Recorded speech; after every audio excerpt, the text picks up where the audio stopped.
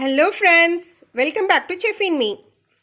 இன்னைக்கு வீடியோவில் நம்ம பார்க்க போகிறது ஒரு கிட்ஸ் ஸ்பெஷல் பாலக் தோசை. குழந்தைங்க எல்லாமே கீரை சாப்பிட்றதுனா ரொம்ப கஷ்டப்படுவாங்க.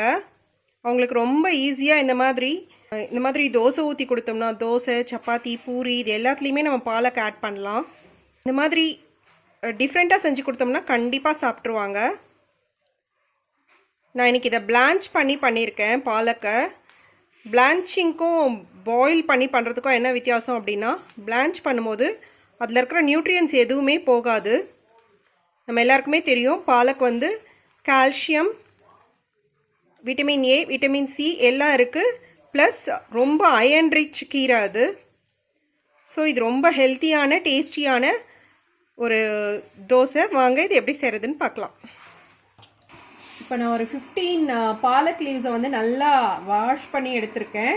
இதை வந்து நம்ம பிளான்ச் பண்ணிக்கலாம். தண்ணி நல்லா கொதிச்சிட்ருக்கு. இதில் போட்டு ஒரு 40 செகண்ட்ஸ் மட்டும், ஒரே ஒரு 40 செகண்ட்ஸ் தான், அதுக்கு மேலே கொதிக்க விடக்கூடாது, நியூட்ரியன்ஸ் எல்லாம் போயிடும்.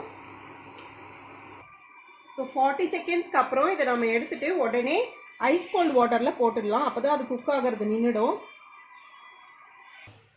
இப்போது இதை தண்ணி நல்லா இருத்துட்டு அப்படியே மிக்ஸி ஜாரில் சேர்த்துக்கலாம். இப்போ நான் இதில் ஒரு 1/2 டீஸ்பூன் சீரகம் சேர்த்துக்கிறேன். ஒரு 2 பச்சை மிளகாய் நறுக்குனது, ஒரு 1 இன்ச் அளவுக்கு நறுக்குன இஞ்சி.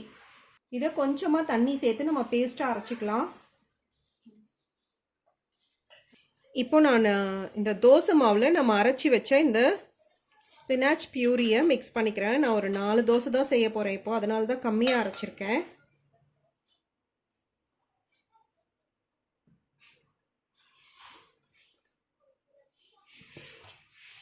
இதில் நான் கொஞ்சமாக சாட் மசாலாவும் கொஞ்சம் ஆம்ச்சூராக ஆட் பண்ணிக்கிறேன். இது எல்லாமே ஆப்ஷனல் தான், சும்மா டேஸ்ட்டுக்காக தான் நான் இதை ஆட் பண்ணுறேன். குழந்தைங்களுக்கு ரொம்ப பிடிக்கும் இந்த மாதிரி டிஃப்ரெண்ட்டான டேஸ்ட் இருந்தால், அதுக்காக தான் இதை ஆட் பண்ணுறேன். இல்லைனாலும் பரவாயில்ல. இப்போ நான் தவா காய வச்சுருக்கேன். இதில் நம்ம தோசையை ஊற்றிக்கலாம்.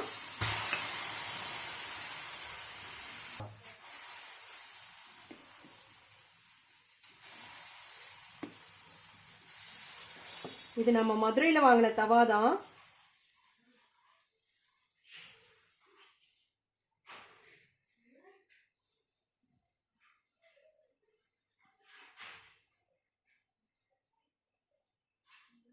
பாருங்க எவ்வளோ நல்லா ஊற்ற வருது தோசை.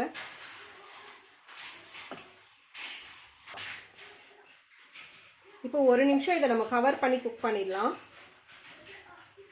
1 மினிட் ஆயிடுச்சு. இதில் நான் கொஞ்சம் பட்டர் சேர்த்துக்கிறேன். அப்படியே ஒரு 2 மினிட்ஸ் கவர் பண்ணிக்கலாம். இப்போ தோசை நல்லா வெந்து ப்ரௌன் ஆக ஆரம்பிச்சிருச்சு. இதை நம்ம எடுத்துடலாம்.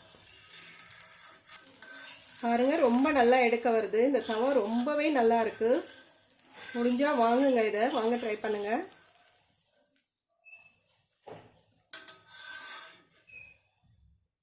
அதுதான் நம்ம பாலக் தோசை ரெடி.